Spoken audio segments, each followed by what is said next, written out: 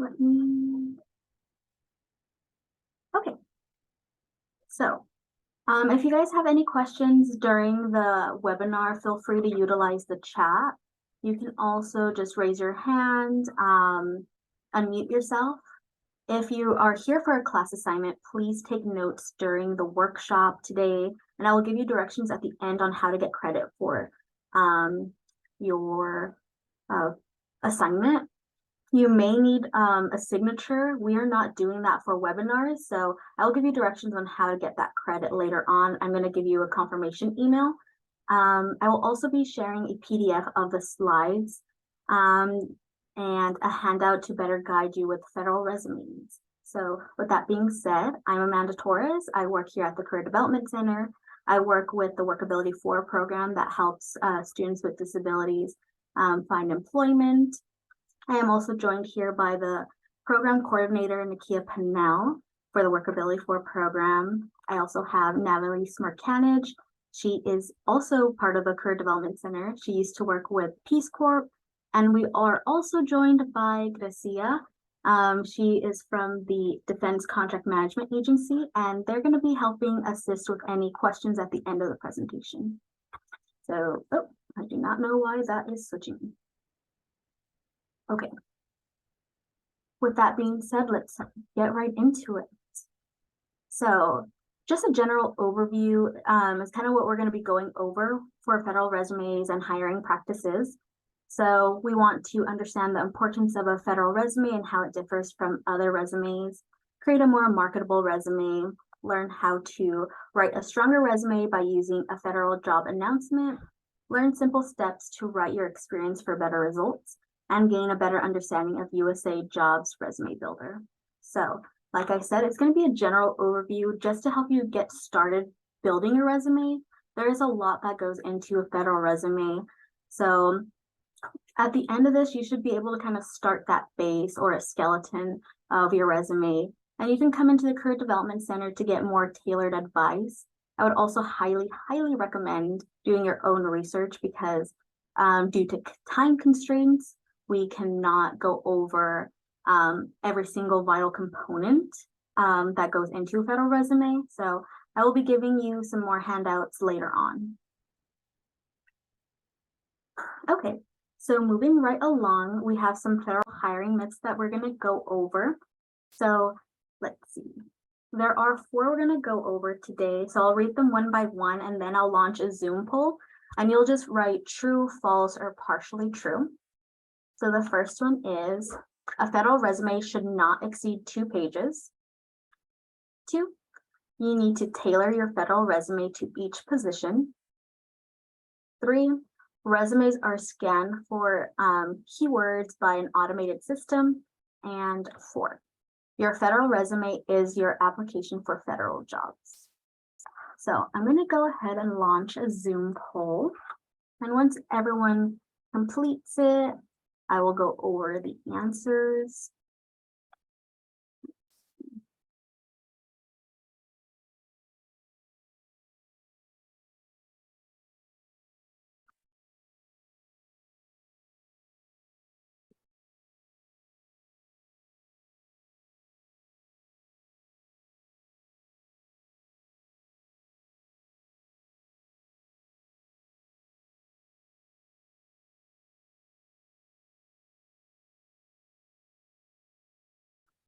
Okay.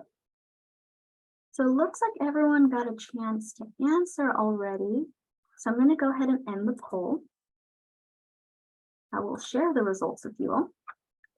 So 1, a federal resume should not exceed 2 pages. And it looks like majority of you said false, which is correct. A federal resume often requires more information than a civilian resume. Civilian resume also meaning private sector resume. You may be more familiar with. Those are the typical 1 to 2 page resumes that you may apply for, like Starbucks, an on-campus job, office job. Think of anything that's not government, not federal related. Some things that you're going to be including in a federal resume would be more in-depth detail on your education, your work experience, salary, different things along those lines. So it looks like majority of people got that right. Oh, I showed the answer already, but 2, you need to tailor your federal resume to each position. That is partially true. So it looks like everyone pretty much was on the same page on that. So tailoring your resume is not required because of how in-depth it is.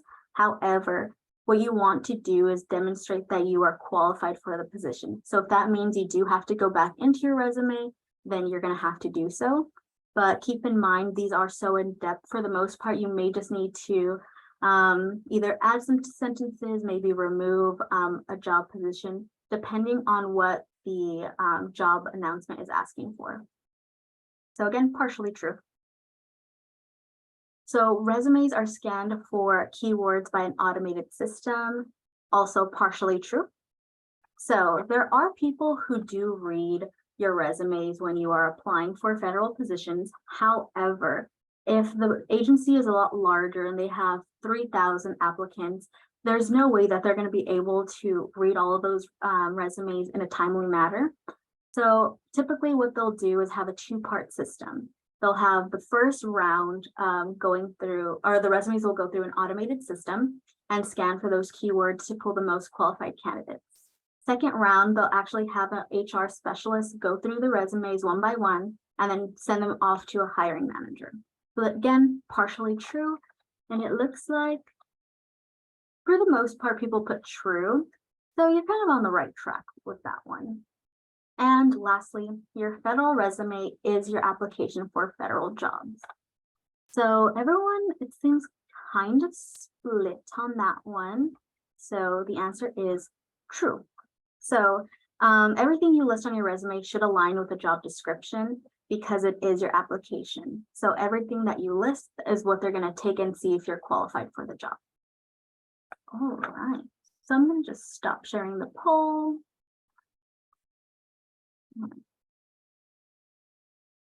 Moving right along.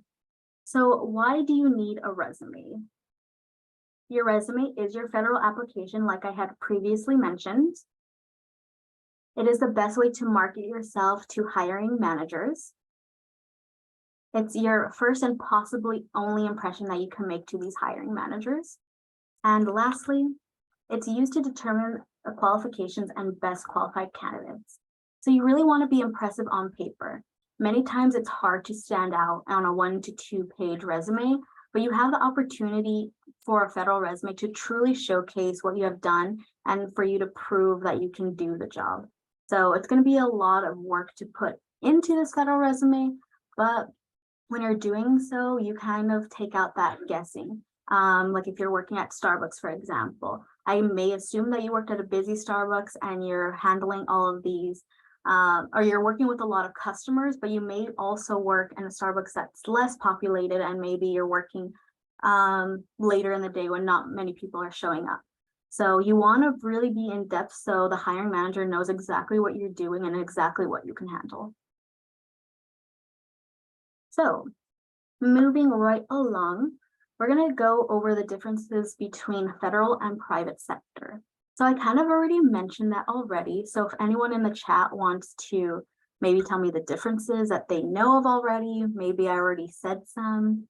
You can also look at the length, qualifications, and accomplishments that I listed as hints. But if not, I can also go right into it. But if anyone in the chat wants to say so, I don't have to continue talking.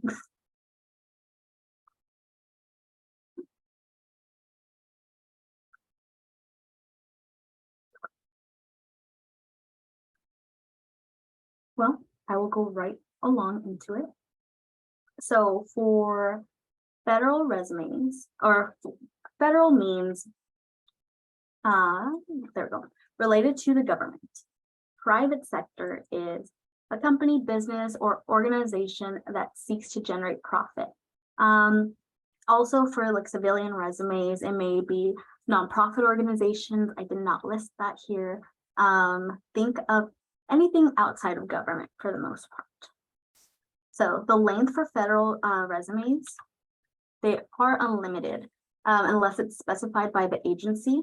For the most part, if you have a good amount of experience, still maybe entry level, you can easily probably write a 4 to 6 page federal resume very easily, and you'll kind of get a sense of why that is towards the end when we go over a sample resume. But 4 to 6 pages is probably where you can start off with. Length, about 1 to 2 pages for a private sector or civilian resume. Again, it's very generalized. Qualifications. You must meet minimum qualifications for federal or government jobs. That's because it is very like set in stone and what they're looking for. And entry level truly means entry level. When you're looking at private sector, you'll notice how the qualifications are flexible. So sometimes if you meet at least 50% of the qualifications, you can still apply and they'll still consider you. For federal, if they ask for the qualifications, best believe they're going to need those qualifications to be met for the job, to complete those job functions.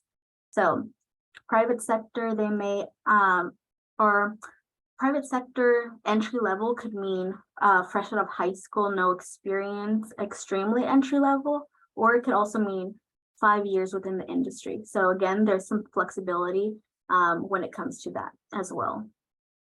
For accomplishments, you're going to want to be very specific on your accomplishments. So you're going to, instead of writing that you have an honors award, you're going to want to write the title of it, and you're going to want to be very specific. Was it for 3.0 and above, 3.5 and above, 4.4 or 4.0 and above? For private sector, it's going to be less detailed and more generalized. So you may just list that you received an honors award. Maybe write down the title of it, and that's it. For the most part, there's a lot of assumptions that go into private sector, but for federal, they cannot assume anything. So you want to be as specific as possible. If you think they may not know it, they probably won't, and they're not going to guess on it, especially when you're competing against so many different people. So moving right along to some key elements. So first, you're going to want to have your contact information, citizenship status, general schedule, grade, veterans preference, work experience, along with education. Going back. So to start your federal resume, you just want to have all this information. So you may want to get a piece of paper, pen, just kind of write down all this information just to help you get started and get your brain going and brainstorm some ideas. For veterans preference, not everyone qualifies for that. Again, it's for veterans, and there are special hiring paths for veterans, individuals with disabilities, along with students, recent grads, and there's a lot more opportunities that I have listed, or I gave a resource for it. So there's a link with all of the different hiring paths that you can take, and those are really important to take advantage of, because if a job says that they have a special hiring path, that kind of gives you an edge when it comes to the hiring practices. So as for format, there are 2 typical types of formats that resumes have. There's functional and reverse chronological. So the recommended is reverse chronological, so that's what we'll be going over today. So reverse chronological lists your professional experience from most to least recent experience. So if you look at the diagram, you can kind of see that visually. So if you're familiar with resumes, for the most part, that's how they're built anyway. You're going to want to use relevant experience, even if you have to go back a few years to show it. So if you are someone that has a lot of experience, very extensive experience, you may have to pick and choose what you want to include. If you're someone who does not have as much experience, feel free to also include unpaid volunteer experience, as long as it's relevant to the position. Again, you want to prove that you can do the position, so you don't want to include unnecessary information that does not apply to the position. You want to tell a story with your resume. So you want to show the growth and show what you've learned and experienced to help you get to where you are today. So effective federal resumes are long enough to provide enough information to demonstrate qualifications. demonstrate specific relevant experience, clearly show results and accomplishments, reflect possession of KSAs, leaving no doubt. So, what are KSAs? They are knowledge, skill, and ability. So, there are some more information on how to utilize KSAs in your federal resume. Yes, the PowerPoint will be shared when the presentation's over. I'll drop it in the chat, and I'll also be sending a follow-up email with some more additional resources. So again, KSAs, you can find some more information online on how to utilize them. I believe I shared, or I'm going to share a YouTube channel that has a lot of in-depth videos and tutorials on how to create a federal resume and goes in depth about what KSAs are. They should have no spelling or grammatical errors. So again, they should be flawless. You want to have people go over it a few times yourself. You should be going over it multiple times. Come into the Career Center, have someone look over it here, maybe have multiple career counselors go over it, because again, we are human, so sometimes we miss, maybe miss a spelling or a grammatical error.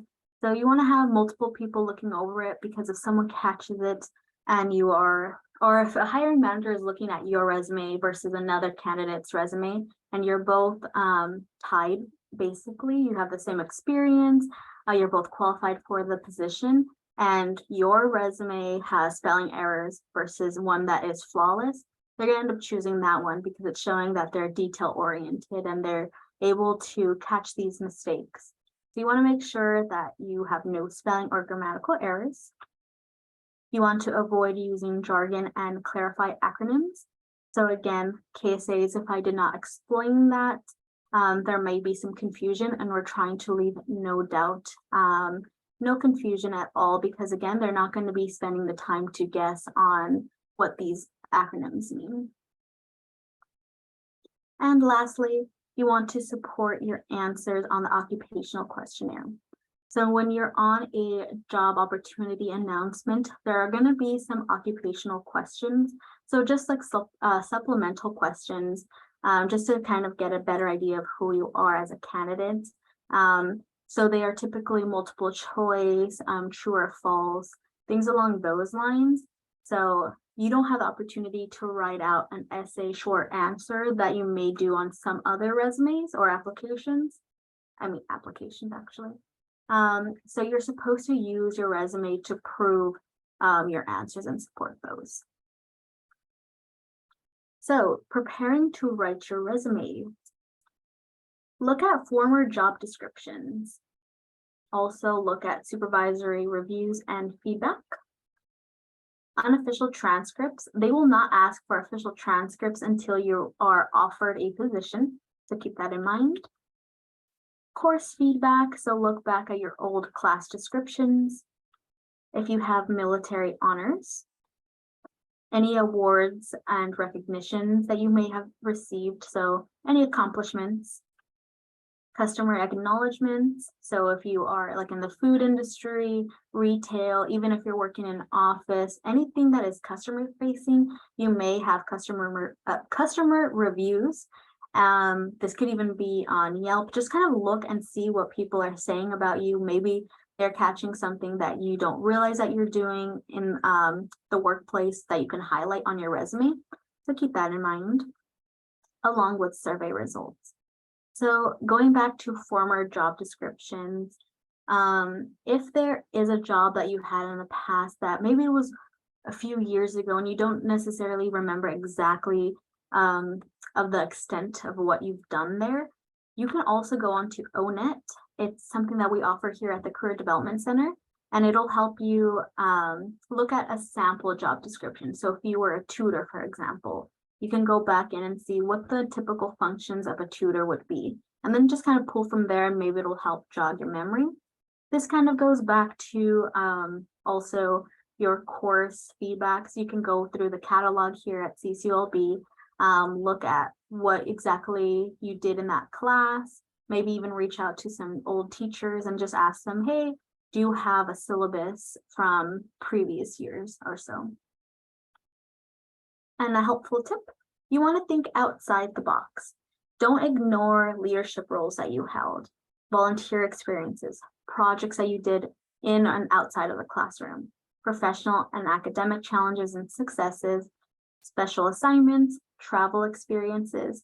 So if you studied abroad, if you just happen to travel out of the country a lot for extended periods of time, they want to hear about this experience because it's showing that you have this diverse knowledge, that you're able to go into different places and still kind of just take that knowledge that you're culturally knowledgeable. Utilize the job opportunity announcement, also known as a JOA. So the job opportunity announcement is the position description, the listing for that position to help craft your resume. So look at the duties, requirements, qualifications, and then those questionnaires that I had mentioned. So the supplemental questions that you would receive, really focus on that to make sure you are including all of that information in your resume. So how can you best present your experience? So you want to write experience in this way. For amount of experience, you may want to write manage an 8-person team over 5 years. So again, if you're working at Starbucks, for example, maybe you were the team lead and you had to create scheduling for your teammates and you've done it for 5 years. You're going to want to put manage the 8-person team for 5 years or over 5 years. For level experience, so for those who may have more extensive knowledge or extensive experience, routinely advised and briefed organizational senior executives on blah, blah, blah. So just showing that you're working with senior executives shows that level of experience where you're at. You're working with these high profile people. Maybe you're working with multiple departments. Maybe you're working with people here on campus, different departments, staff, faculty, things like that. Don't minimize your experience because they want to know who you're working with, the level that you're working at, the amount of experience that you have working at these levels. You also want to include why it mattered. So if you implemented a new process that improved workflow and completion times. So maybe you said, created a new program at work that increased efficiency, write that. Statistics really matter. They just look a lot stronger versus just saying you did something, showing how it truly affected the workplace. And you want to just keep in mind that repetition is okay. So typically on a 1 to 2 page civilian resume, private sector resume, you're trying to keep it as short as possible. So if you did, if one position you were in communications, you communicated with a lot of people, you may just list it there and nowhere else on your resume because it shows that you have that skill. However, on a federal resume, if you didn't, or if you developed your communication skills multiple times, you're going to want to write that multiple times because it shows that you're developing this skill, you're continuously using it. It's showing the amount of experience, the level of experience that you have. So you want to repeat it if it's necessary. So now we're going to go ahead and look at the resume builder. So on USAJOBS, you are able to build that skeleton I mentioned earlier, or your first draft of your resume, your base, whatever you want to call it, you can build your resume. So after working with some people who have a lot of experience with federal resumes, they highly suggested utilizing this tool to build that first draft of your resume. It'll help you just kind of brainstorm and see what you want to fill in. So this is the first section that you're gonna look at. So it has just some basic information, your employer, your job title, the address, things along those lines, but I want to make note that it also asks for salary, the average hours per week, and that's not typically something you would write on a resume for like private sector, civilian, and it does say optional for salary. However, I would highly recommend filling out the optional information as well if you do feel comfortable to do so, because it does give more information to the hiring manager. And then I also want to make a note that there are limited characters remaining. So, or limited characters. So meaning you can't go past that. And what they told me during my research is you want to use this as a base, and then from there kind of fill in more of the blanks if you miss anything. Typically, if you're using Resume Builder, it's going to ask for all the required information, but you want to be as specific as possible. So if that means going back in and adjusting some things here and there, please do so. So as for education, again, similar to what you may already list on your resume currently. So like school, maybe you're in a program that you want to list, the address, the completion date, the degree level. The difference here is the total credits earned, and they also ask for if it's a semester, quarter, continuing education units. You can also list your honors here, any relevant coursework, licenses that you have, and certifications. And again, really utilize those optional categories that they ask for.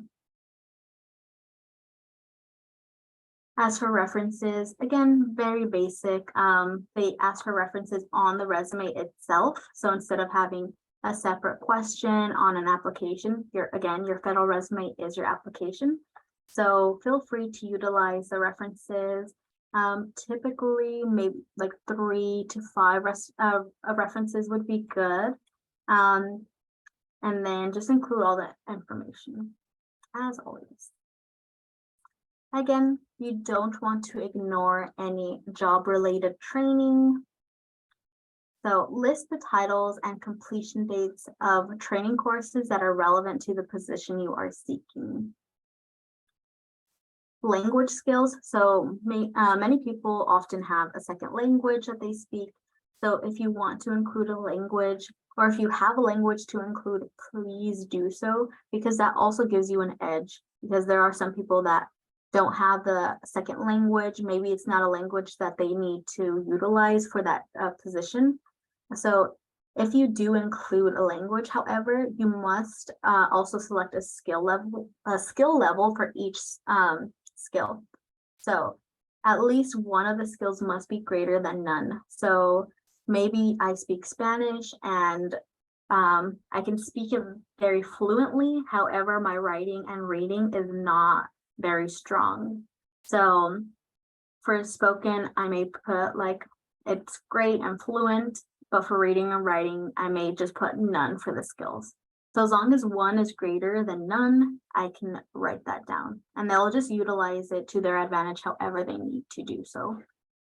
For organizations and affiliations,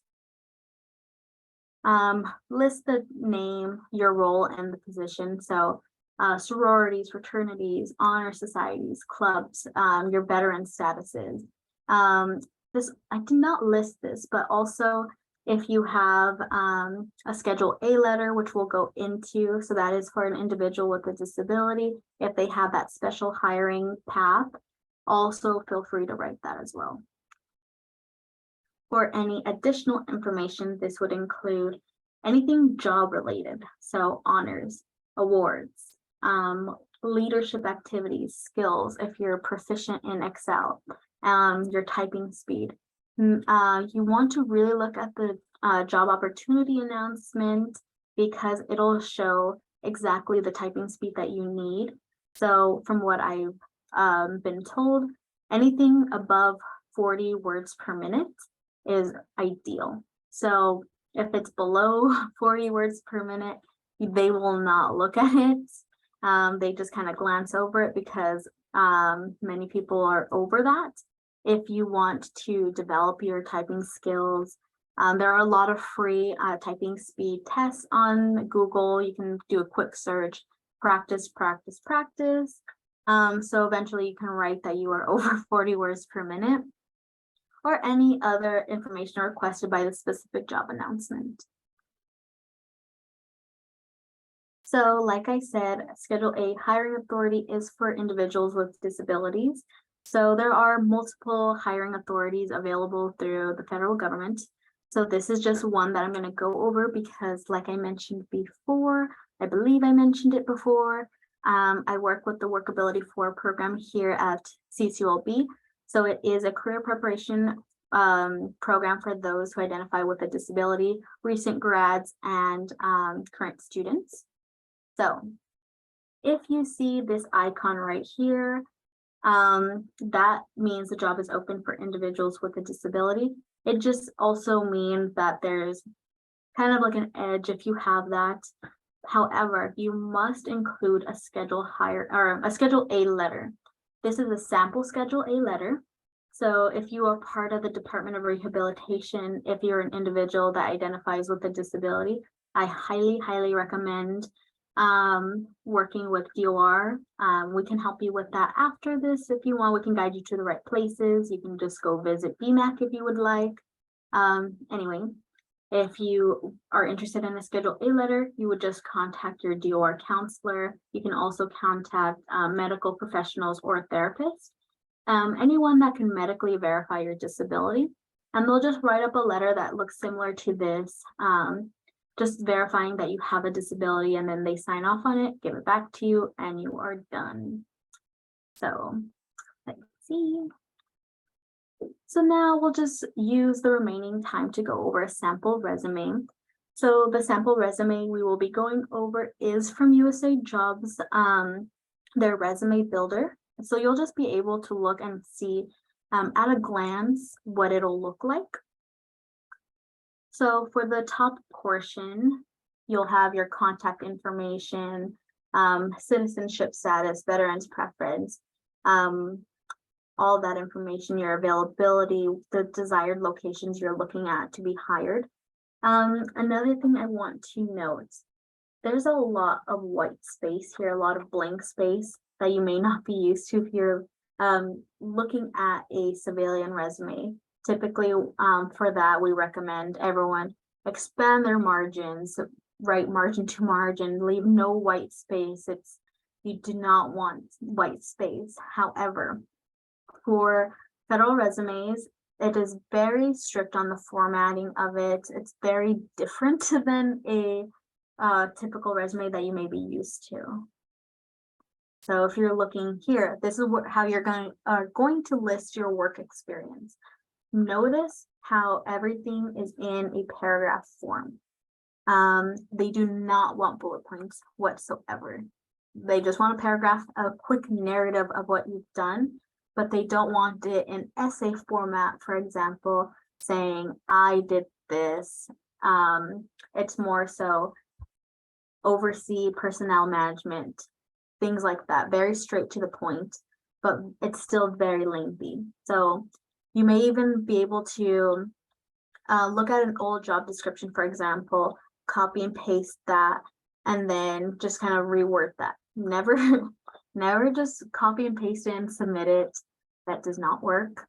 So just, if it's going to help you just to visualize it, just kind of go from there so you can see what you did and then see how you can rewrite that and really implement those statistics of exactly how you improved the workflow, exactly what you did, exactly how many customers you're working with, because typically on a job description, it may say work with high volume amount of clients. But what does high volume mean? You don't want to leave any questions left for hiring managers. So maybe it's 50 clients per hour. Maybe it's managing 120 students within the whole fiscal year, but you're on a constant caseload. So you're looking at it day by day, going through these student cases, different things along those lines. You want to be as specific as possible. You'll also include your salary, the dates that you worked there.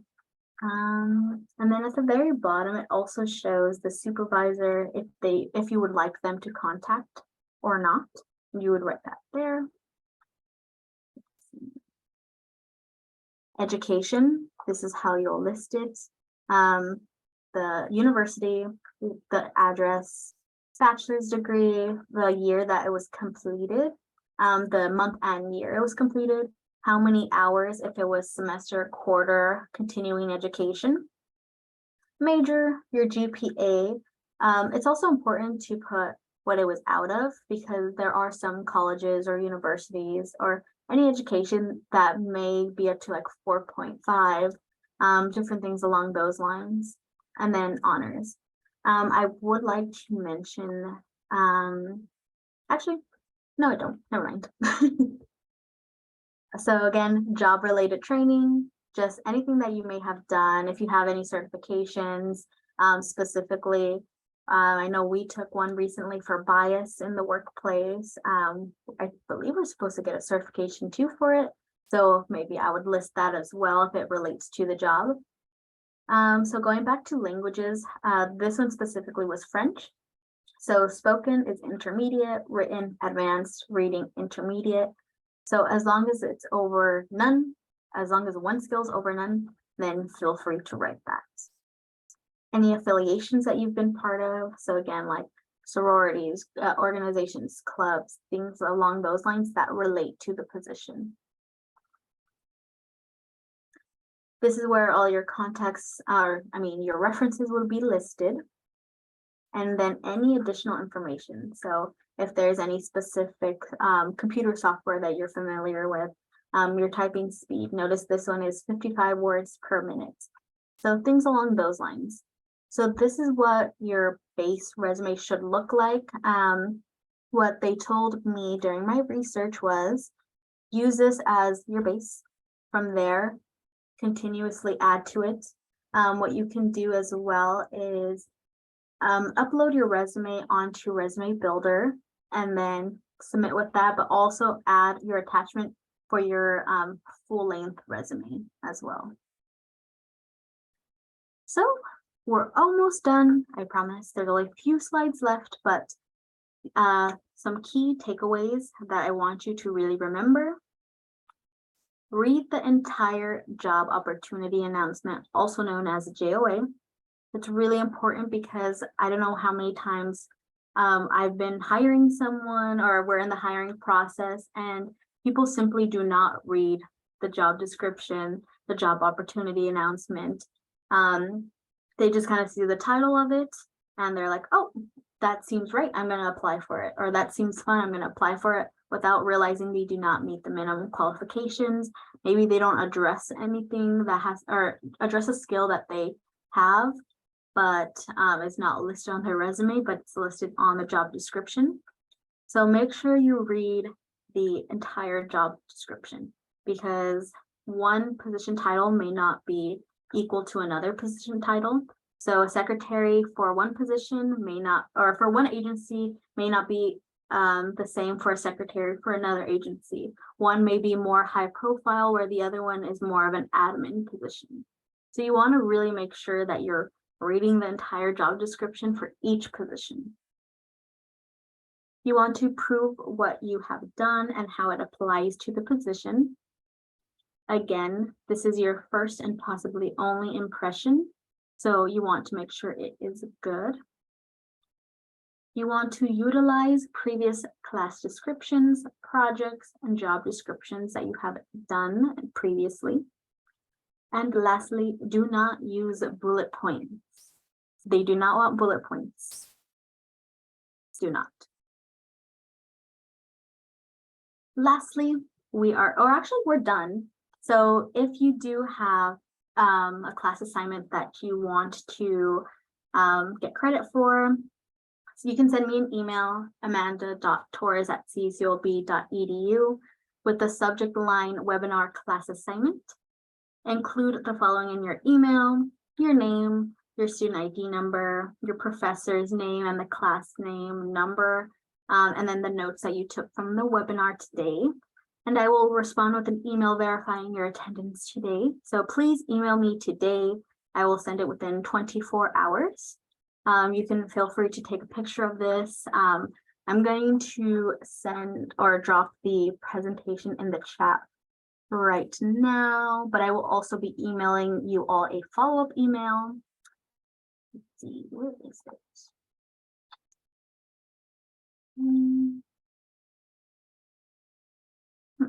Where's my PDF?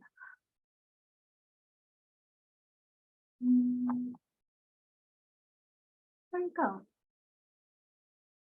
Give me 1 second while I find my presentation slide.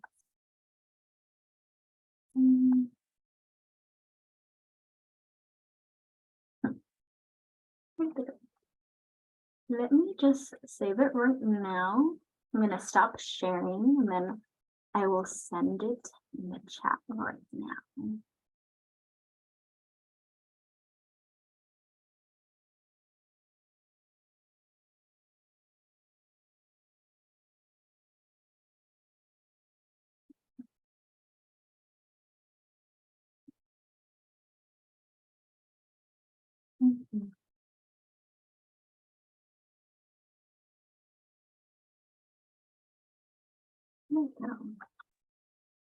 As Amanda is doing that, feel free to add any questions to the chat. Yeah. Thank you, Nakia.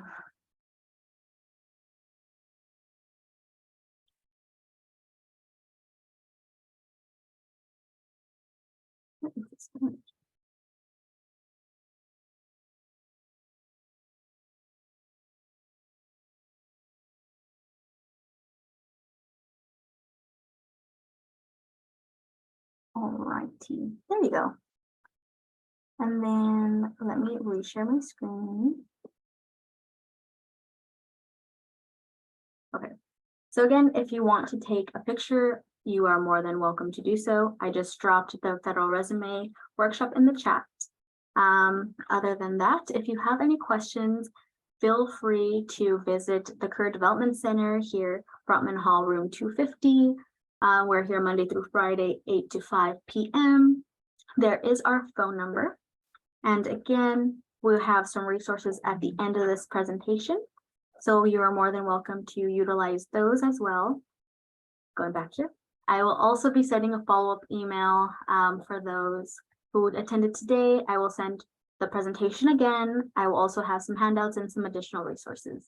But other than that, if you have no questions, you are more than welcome to leave today. I thank you for your time. If you want to stay around for questions, you're more than welcome to do so. But if you do not have any questions or you don't want to listen to